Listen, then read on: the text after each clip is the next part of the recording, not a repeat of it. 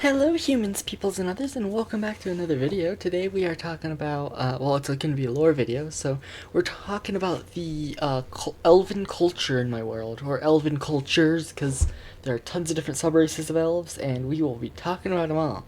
So without further ado, I guess I'll say this now, and probably say it again at the end of the video because I'll have forgotten. Like, comment if you want. I don't know what you should comment. Something about favorite dinosaur. I have so much about that actually I want to talk about, but that's it for future videos, like animals and stuff that I've been adding. And then subscribe if you want and all that. But yeah, onwards into the lore and stuff for elves and their cool cities. And here we are. So we'll just be going over this. I have a whole list. For once I'm actually prepared for one of these. So we'll just start with the fact that we'll name all the elven subspecies. So elves, and go over some brief history. Elves, like humans, kind of evolved, but they evolved from beings from, like, the Feywild, which isn't a fully established race in my world, but it's going to be almost an experiment from the goddess of life, kinda. It was like she just placed stuff in a place and shoved a ton of life energy into it, and it overgrew. Some of said creatures leaked into the new material plane once the goddess of life started placing stuff on the material plane. They ended up becoming elves. And since they were from the original version, when she was just testing her abilities, long life and stuff. So, the types of elves are high elves, wood elves, and dark elves. Those ones are very basic. And then we have flame elves, rock elves, water elves, and air elves. There are going to be others eventually, but for now that's all I have. We will start with overall what's common amongst most elves. We will go with birthday traditions, because that was one of the first things I came up with. They have one yearly celebration for every elf's birthday. At the very beginning of the year. The first day of the year is just a celebration day of feasting and stuff. And yeah, just all of that. Some elves, this is just more family thing for the elves. They may actually celebrate the birthday, but it's still just a feast on their birthday. And then, so magic-wise, they tend to be really good mages in their fields. Their field depends on usually where they're from, like, I guess we'll go over that when we go over subraces. Due to their long lives, they don't see death as like a looming threat like humans might. They also don't even view time as a thing, so they might just pass off something like, oh, that's only pretty much procrastination is a real thing with the elves. And so that's one of the more interesting things. Because I'm weird, I decided to do this. Elves have male, female, and then two things that are neither. They end up being just like neutral, as in neither, and neutral as in both. Male and female, kinda. It's weird. They just, for humans' sake, they tend to just, when they're in front of human society, they declare they're either male or female, because, yeah. Though sometimes they won't, because, yeah. So, elves don't have small settlements. They do not have, like, towns and stuff. If an elf is going to be in a town, it's going to be in a human town. So, yeah. Elves only live in, like, city-states. If they're an independent country, they're in a grand city, of which has no other cities around it. But those large cities tend to have big farms around them. That's the only farming an elf would do. If somehow there is just a small elven town, they wouldn't have a farm. They harvest from the land. They rely on hunting and plant gathering. And then we'll go with high elves first. High elves live in like big grand cities that are mostly going to only hold elves, and only elves. They tend to have kings. The nicer elven kings may have other races involved, and then yeah, they just tend to focus on the broad arcane arts, though they also tend to be one of the more destructive. The schools, in quotes, of magic that you focus on is like evocation, and then what is it? Evocation and abjuration. No, evocation and conjuration. They tend to bring things into existence. Wood elves, they're in a more hidden city area. They're in wooded cities, like giant. They grow giant trees, and then they build tree houses around them, in like suspended platforms, and build rope bridges between all the trees and stuff. And that's it. Their farms tend to be up there, and they focus on druidic magic, focusing on the nature of everything and stuff. You will have some who aren't druids. And then, of the classic elves, you have dark elves. They live like the high elves, but they focus on the eviler sides of magic. They worship the evil gods, usually.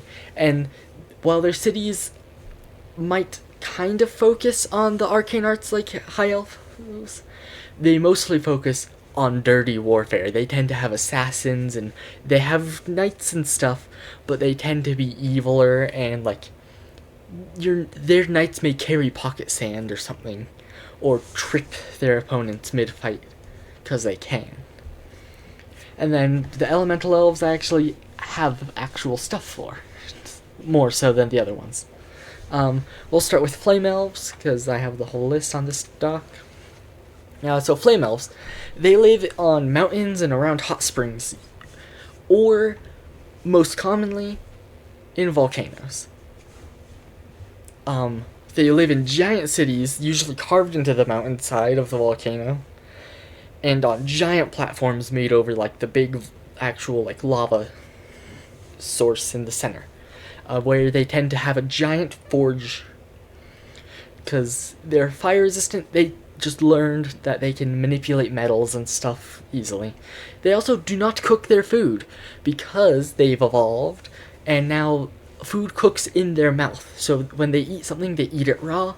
By the time it reaches their stomach, it is fully cooked. Which is why they tend to get confused if they enter regular. They're also rarer elves, so they're confused when they enter a non-flame elf city when they have to cook their food. This doesn't mean they can't eat cooked food, but yeah.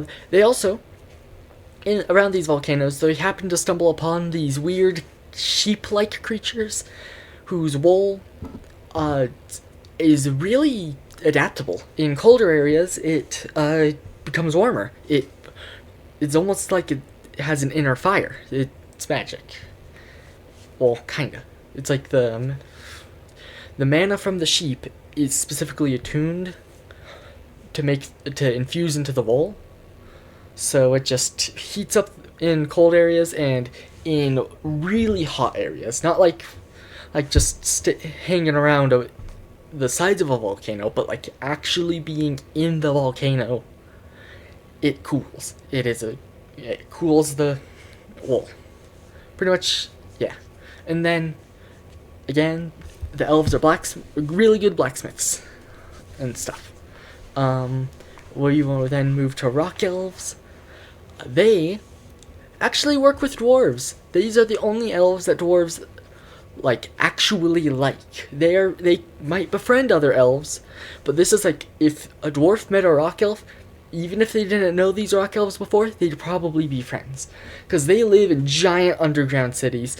Most of the time, these cities get merged with dwarven cities as well.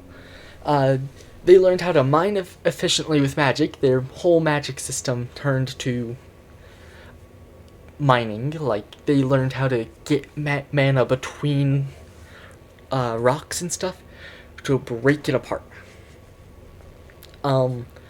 They can see better in the dark. They have like ultraviolet and It's infrared vision.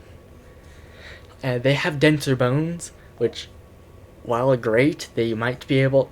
They can't fly or swim without like really powerful magic helping. And then the animal they tamed, because I gave all the elemental elves an animal, they managed to tame a like colonies of giant ants, which fulfill almost all their need for having a domestic animal.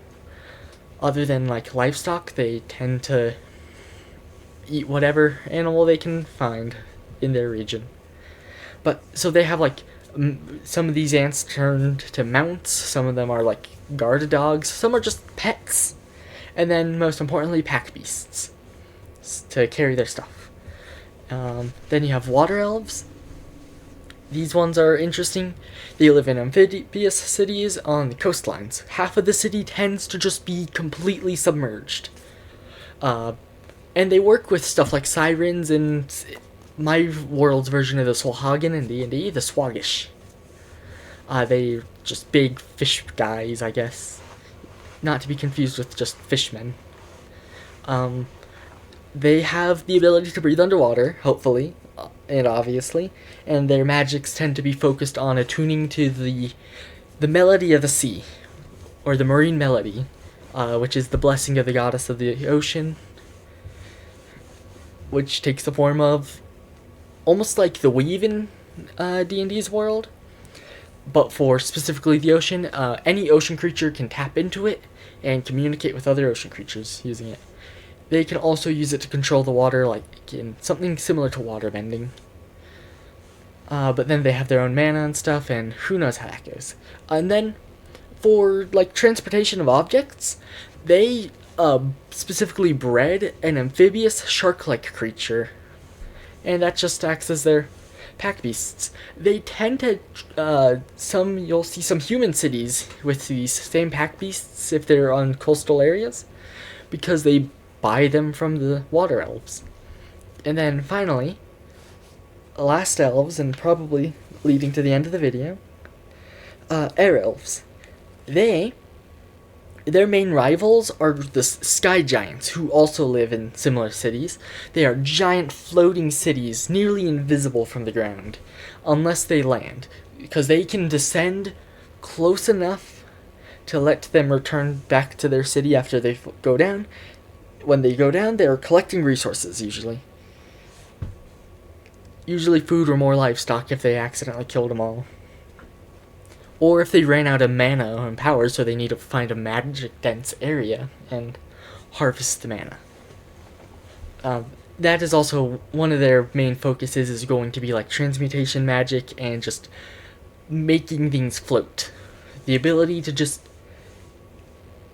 manipulate objects, pretty much. And then they have the innate ability to glide, similar to like in How to Train Your Dragon. Hiccup in the second movie makes himself wings like that go between his arm and torso. It's similar to that. They can glide. I don't have it all worked out yet, but it's going to be something similar to almost a mesh, more made of magic usually. That is just inherently a part of them, almost. And then, it allows them to work around their cities, because they can glide, and usually they can cast a gust spell to send them up a little, and thus technically create an archaic version of flight. And then, they did tame a creature. It's like just a basic pterosaur they use to fly around. They don't go far beyond their cities, though, because if they go too far, they might have to stop and rest, and then they're never finding it again. Air elves tend to get stranded a lot. But yeah, so I suppose that's just it for elves, so we'll go to the outro, I guess. And we're here at the outro, so I hope you enjoyed. Like, comment your favorite elf, actually. That's a better thing to comment. Ignore what I said in the beginning of the video. Subscribe if you want. I think next time we're talking about dwarven culture, because that's cool. Or maybe just animals I've added, because I have some really interesting ones. Hope you enjoy, or you could comment your favorite animal like creature. I have a Discord if you want to join, and I stream regularly if you want to watch that. It's kind of fun. I play various games, and sometimes I talk about lore there. But yeah, bye.